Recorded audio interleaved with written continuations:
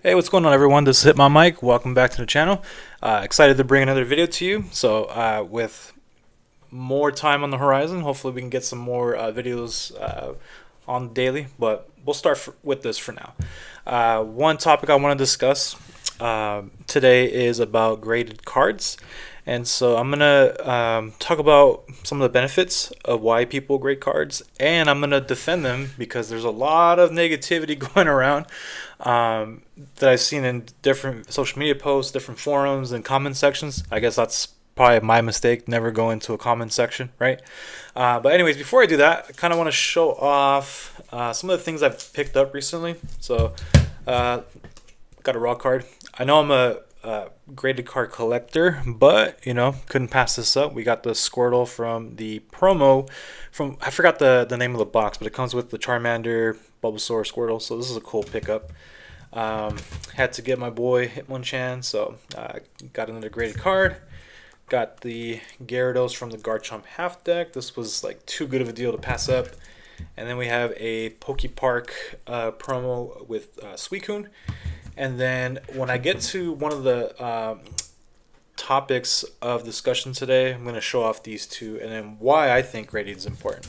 But anyways, guys, so in light of the whole PSA scandal, right, with the buyback program and how, coincidentally they graded that dude's Pikachu Zekrons in 9s, and they bought them back, right, and then suddenly they became 10s. There was a whole scandal about that. I think it got resolved from what I observed, but there's plenty of videos out on YouTube. Maybe I'll dive deeper into that, but this is not the video for that. Go ahead and check out the many others on YouTube. But I see a lot of negativity towards graded, which I think there are definitely some valid concerns, and I think a lot of them, they make some good arguments. But I'm not coming after the binder collectors because I do collect, with binders. I even got my wife collecting with binders, right? So she has a whole cute card collection in a binder. I have a handful of cards in a binder, so I do like binder collecting. So I'm not coming after y'all, but I am coming after some of the critiques that they like to kind of pin on graded card collectors. But we'll get into it. So one of the first things I wanted to address, I see a lot of discourse about how grading is kind of a scam or it's not worthwhile because the workers that are grading it are minimum wage workers, or this is their second or third job. And honestly, I feel like that's kind of like insulting.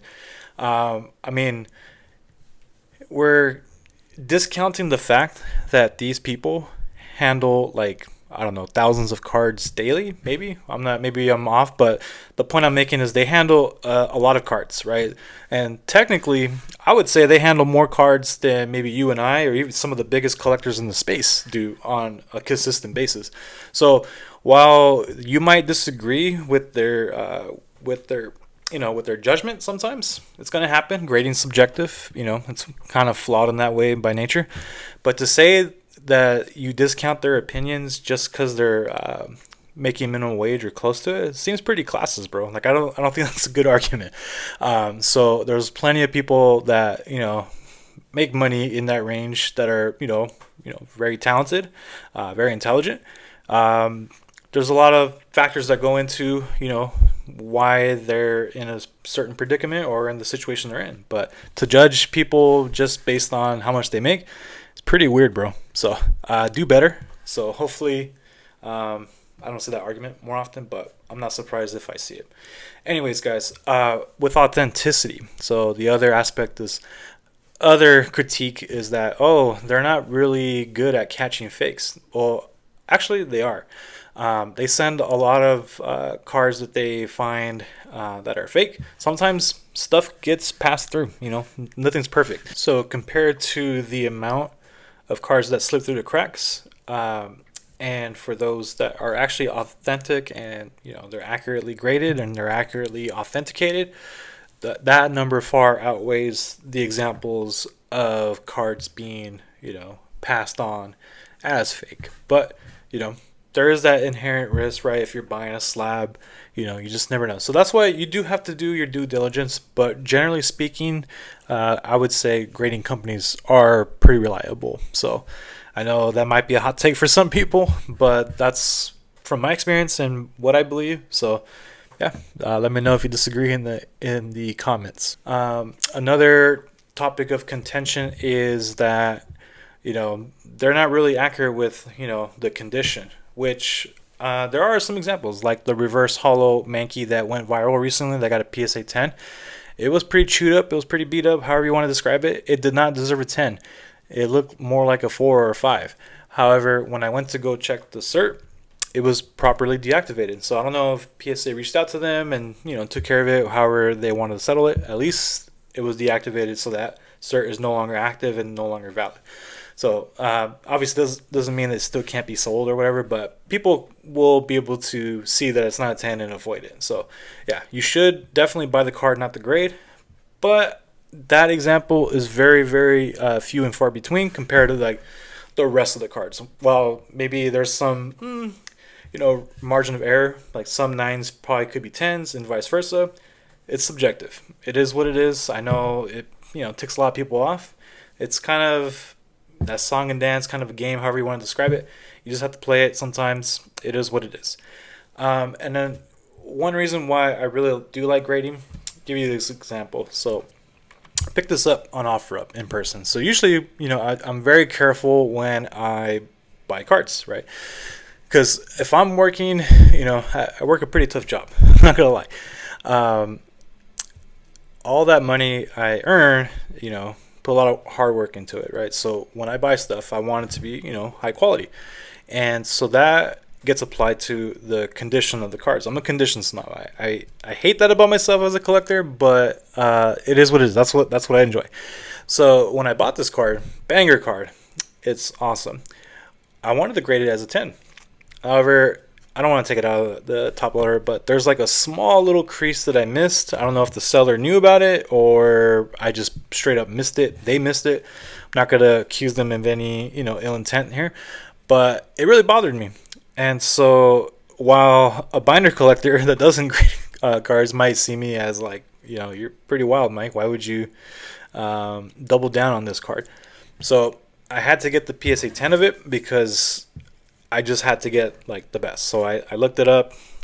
No dents as far as I can tell, but this one did. So it does help with assessing condition. And then one of the last things I want to talk about with grading is that it really makes it that much easier to transact. So even though I'm a collector, I do a lot of buying and selling. And so one of the most difficult things to establish sometimes is like price point, right? And so like some people might consider cards near mint. Some of them might be light play. If you've ordered on TCG Player, you know that pain, right? You know that feeling when you order a near mint card, but in reality, it looks like it should have been lightly played, And so you have to go through all that. At least with grading, even if it's not PSA, if it's CGC or whatever, it's a lot easier to like pinpoint like sales and sales data. So it makes transacting a lot easier, and there's a lot less like dispute when it comes to making deals from my experience. I don't know about you, maybe people still give you a hard time with that, but at least for me and a lot of other people, they can say the same thing. And then one of the last points I wanted to point out too, for even if people don't grade, they still benefit from it. Hear me out. So this card I'm gonna probably sell because I would like to sell this to put it towards funds for other cards, for other goals that I have, right? So this makes for a great binder copy. So people oftentimes buy PSA 6s or 7s. They look pretty good. They might have a flaw like a crease or, some edge wear.